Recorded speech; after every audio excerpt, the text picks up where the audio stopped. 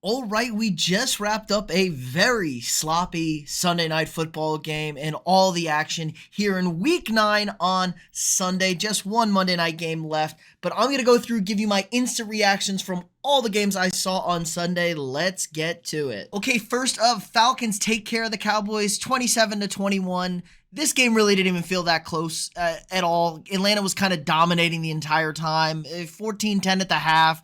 They go up 21-10, and it just like kind of all fell apart for the Cowboys. Dak Prescott goes down with a hamstring injury. Kirk Cousins, another stellar performance, 3 touchdowns, over 222 yards. Bijan with an 86 on the ground and 59 receiving, so he had a big game. Typical Kyle Pitts, only 1 reception for 11 yards and no Kyle Pitts sighting. Dallas couldn't get anything going in this game offensively. Like, they couldn't run the football. Obviously, we know their rushing game is atrocious. Rico Dowdle did finish with 75 yards, but most of that's in garbage time. Cooper Rush came in. Okay, he missed a couple touchdown passes for them. Just Dallas isn't very good. Dallas is not good. I think Dallas knows they're not good. That's what happens when you pay $70 million, $60 million a year for an average-ass quarterback. CeeDee Lamb, bad shoulder injury now, tried to fight through it. It's going to be bothering him. Cowboys, maybe a tank for a high draft pick, but I don't know, man. Okay, Bills take down the Dolphins in Buffalo, sending the Dolphins to 2-6 and the Bills to 7-2, pretty much clear in the AFC East. And this is probably the best Miami has played with Tua Tagovailoa in Buffalo. They were back and forth all game, had this game tied in the fourth quarter, go ahead and give up a 61-yard field goal to Tyler Bass, which was ultimately the game winner. Solid game for Tua again on the offense, 2 touchdowns, 230 yards, and a decent day on the ground, ran for 149. We had Devon A-Chain leading the way, but him and Mostert, split backfield. That's what you want to see if you're a Dolphins fan. We're seeing more consistency with this offense overall, but still just weird coaching decisions. Tyreek Hill has a nice day, had a big, long reception of 28 yards, kind of spurred them late. And then Buffalo got the running game going. Ray Davis with a big 60-yard, 63-yard touchdown reception on a swing pass. We need to see more consistency out of this backfield.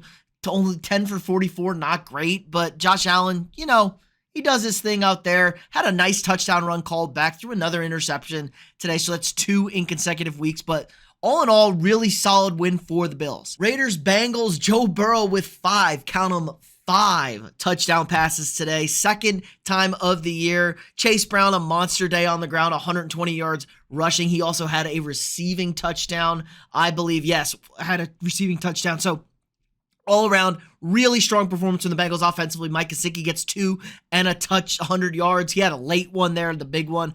And the Raiders, they weren't really in this game, but they put up, some numbers. Jacoby Myers gets over 100. Brock Bowers gets into the end zone. You bench Gardner Minshew for Desmond Ridder. It's just kind of all bad in Vegas. Antonio Pierce might be another one-and-done head coach in Las Vegas. I get Max Crosby out of there. Don't trade him to the Lions, but get him out of there, please, because he's just getting wasted away on this dismal Raiders team. He is way too good of a player. But the Bengals hanging around at 4-5. Could they sneak in to that AFC wildcard spot? You bet your ass they could. Okay, Chargers, Browns. Jameis Winston kind of turned back into Jameis Winston. Threw 3 interceptions today. Did get a late garbage touchdown, but really the story is the Chargers, man. Back-to-back weeks, solid performances. Herbert with another 280-plus game, 2 touchdowns, no picks. J.K. Dobbins has 85 and 2 on the ground. And the defenses were the story. I think both these defenses had like 6 sacks or something like that. Both D-lines were absolutely wrecking this game. Herbert with just like a bizarre set of circumstances there. I mean, here you go. What we have here, 6 sacks for Cleveland, 6 sacks for LA. That was kind of the whole story, but somehow the Chargers did enough offensively. Cleveland, they got to get more of a running game going. They couldn't get Chubb started. Chargers defense kind of good, man. They're stopping people now. Who have they played offensively? Maybe the limited teams, but look at this, 5-3, and they don't know how they lost that Cardinals game out in the desert. 5-3, but right there in the AFC wildcard hunt. Cleveland. All right, Titans and the Patriots. I'm not going to say it was a good game. I'm not going to say it was a competitive game, but it was a close game, and the Titans get the win in overtime. Honestly, an incredible play by Drake May to get this thing into overtime on the final play of regulation. Titans go down, kick a field goal in OT, and then they throw a pick. But I didn't mind it. There wasn't a lot of time on the clock, and May was trying to make a big play. 3 turnovers, got to clean that up. But Drake May looks really good as a rookie quarterback. 95 yards on the ground rushing. That's kind of, he's this Josh Allen type prototype build. Not quite as big, but still good. Tony Pollard, shout out to my man, 128 yards on the ground. A huge bounce back season. He's been really good this season for the Titans. Probably one of the few bright spots for them. Yeah, this is just 2 really bad teams. But nice win for the Titans at home. Okay, Commanders sweep the Giants this season, moving to 7-2 on the year. Yeah, there was a point in this game where Daniel Jones had more passing touchdowns than passing yards at halftime. So figure that one out. And he finally threw 2 touchdowns at home in MetLife Stadium. So good for him, but still not enough. A late push by the Giants. Never really got it done. Commanders bled out this clock. Jaden Daniels, solid day, 202 touchdowns, a little banged up though. No Brian Robinson, so the run game, what are you getting out of him? But Chris Rodriguez Jr. now, like the 4th running back, who is this guy? Has 11 for 52. Austin Eckler with another 11 for 40. Just a solid all-around day. 2 touchdowns for Terry McLaurin. Giants aren't very good. We know this. They're going to need a new quarterback. Malik Neighbors, just get him more involved. 9 catches for 59 yards. Just not good enough, man. But yeah, Commanders, look at them. Decent defense, good enough offense. This is a feisty team, and they are a well-coached bunch. Okay, the Panthers get a win against the Saints going down late. They take the lead and then get a stop. Derek Carr, his days are numbered. Like so many people fed up with Derek Carr.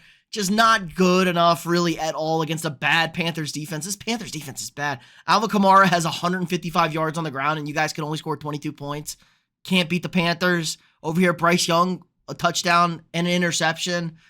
It's just crazy times here. But good for the Panthers, good for them. And the Saints have now lost 7 in a row. I don't think I've ever been more correct about a football team than I was about the Saints. 2-0, blowing people out, and I said, this team is a bunch of frauds. I got a lot of shtick for that, saying, like, what the hell are you talking about? Like, frauds, and they are frauds. NFC South sucks. All right, another team on my fraud list, the Denver Broncos, who I said were the worst 5-3 team in the history of the NFL. They're 5-4 now. They're horrible. 41-10, the Ravens dismantled this Broncos group, and their 1 touchdown was off of a trick play, throwback to Bo Nix. Good throw by Cortland Sutton over there, but still, this was just totally outclassed. Denver is not a very good team. Their defense got completely carved up. Henry adds 2 touchdowns, 100 yards on the ground. Lamar with a perfect passer rating, 3 touchdowns for him. Zay Flowers, a $127 and 2 tutties. Ravens secondary that's been awful all year shuts down this Broncos passing attack. Cortland Sutton had 122 yards, but a lot of that was in garbage time. Bo Nix couldn't really do anything most of this game. All of this is all late. Okay running, I guess, from Nix, but yeah, Broncos are bad. Don't let their record fool you. They're not a good football team. Their defense hadn't really played anybody, and it showed. Ravens just always have weird Ravens games. If the Ravens just didn't do stupid shit, this should be like an undefeated team, maybe a 1-loss team, but the Ravens are the cream of the crop in this league. Okay, the Eagles survive the Jaguars 28-3 in a battle of what head coach is stupider, Doug Peterson or Nick Sirianni? Like, Sirianni and them, they're just passing up multiple extra points, just trying to go for 2, trying to have fun. And the Jaguars had the ball inside the 20 in the last drive of this game with a chance to win, but of course Trevor Lawrence throws another interception to lose it. So like, I don't know who is like 2 teams that didn't want to win the game. Who's stupider at this? Eagles managed to win. AJ Brown gets nicked up again. Saquon Barkley reverse hurdle like a savage, 159 yards and a touchdown for him. Devonta Smith with arguably the catch of the year in the back of the end zone. Just incredible catch for him. What a great weekend for catches. We had Garrett Wilson on Thursday. Jordan Addison added a nice one tonight. Just crazy catches this weekend. But yeah, Eagles are back on track. 6-2, feeling good. Dangerous threat in the NFC East. But God, man, I hate Nick Sirianni so much. Okay, the Bears exposed in Arizona, and don't look at now, the Arizona Cardinals 5-4 in first place. We've been fans of the Cardinals, and they've really looked pretty decent the last 3 weeks. Kyler Murray, not doing too much, but enough, man. 154 yards. James Conner with 107 on the ground. Amari DiMercado with 53 on 1 run right before the half for a touchdown. Trey Benson gets into the end zone. McBride ran into the end zone. Just an all-around grindy game, and the Cardinals defense did a good job. They've played a lot better the last few weeks. Not a talented group, but Jonathan Gannon's got a kind of a good scheme and can kind of get things figured out, but this Bears offense is terrible, bad. They couldn't run the ball again today, so Caleb's got to throw it 41 times. They can't block. He comes up limping. This is a bad football team. Matt Eberflus is going to get fired. And now you're on year 2 with your phenom quarterback and a new head coach, new offensive system. They got to get a lot of things figured out in Chicago, but this is not a good team. Again, down to 4-4. Cardinals up to 5-4, and I think they're feisty. They have a real shot at making a push for a wild card spot, maybe even this division, but I would probably bet against it, but I definitely think they could ground out a playoff berth. Okay, what was supposed to be the feature game of Sunday, the Lions take down the Packers in an ugly weather game, 24-14. Really wasn't even that close. This game was 24-6 into the fourth quarter. Lions kind of dominated this. Just another efficient day for Jared Goff. 8 for 22, 145 yards and a touchdown. Montgomery, 73. Jahmyr Gibbs, 65. Adds a touchdown to that. Amon-Ra had 7 for 56 and a touchdown. Found a lot of him. I'm surprised Slam Laporta wasn't more involved today. But Jordan Love clearly wasn't right. He wasn't healthy. Throw an absolute backbreaker of a pick 6 before the half. Just a stupid Jordan Love play. I mean, Jordan Love is Brett Favre. He is a less talented Brett Favre. It's really that simple. He was clearly hobbled. They ran the ball pretty well, though, against the Lions defense, who's been elite against the run this year. For Josh Jacobs to have 13 carries for 95 yards. That's really strong. Jaden Reed had a nice long one there. The garbage touchdown at the end to try and do it, you know, how that kind of stuff works. But really just a dominating performance for Lions, who cement themselves as easily the best team in the conference, arguably the best team in the NFL right now. They're playing great ball, 7-1, really strong from Detroit. Okay, the Rams and the Seahawks. What a terrible game this was to watch. I mean, oh my God, it was struggling. 0-0 for a majority of this game, first half of this game, or 3-0. It was just bad, man. Bad football. Geno, 3 touchdowns, 3 picks. I don't know what the Seahawks were doing there. They end up tying the game late. They send it to overtime. They choose to forego a field goal, and they get stopped. The Rams go in there. Matt Stafford throws a dot. I felt like both of these teams were trying to lose this game. Stafford had a good game. Kyron Williams was okay. I mean, Jackson Smith and Jigba had 7 for 180 and 2 touchdowns. Really his big breakout game with no DK Metcalf.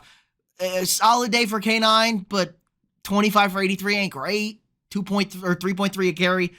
Rams defense did their job. The Seahawks kind of did a lot of stupid shit. 100-yard pick 6 in this game, thrown into the end zone.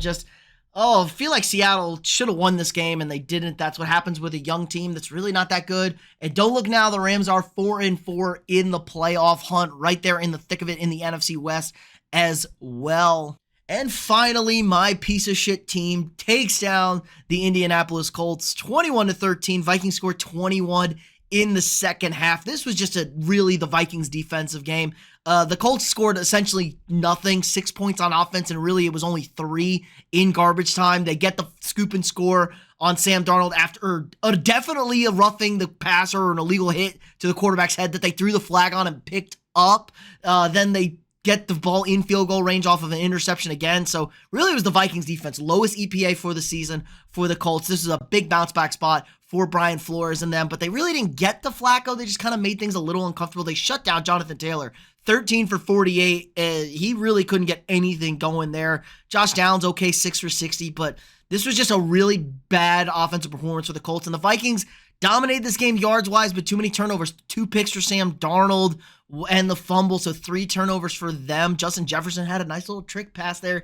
Jordan Addison, great touchdown catch in the back of the end zone. Aaron Jones, a solid day. Cam Akers at 6 for 46, 7.7. But Vikings should have blown out the Colts, but they didn't because Sam Darnold is not very good right now. He's been pretty bad all around, but still, a win is a win, I guess. Somehow my team is 6-2, but that's going to do it for us this day. Let me know what you guys think in the comments below. What were your takeaways from this Sunday? What are you looking forward to on Monday night? Be sure, if you haven't already, to drop a quick like on this video, hit that thumbs up, subscribe to the channel. We got new sports content every single day for you guys. Be sure to swing by tomorrow morning or Tuesday. Yeah, Tuesday, whenever you're watching this video. Check out our power rankings dropping Tuesday morning, where I rank all 32 teams 1 through 32. Again, like, subscribe, and share, and I'll see y'all tomorrow.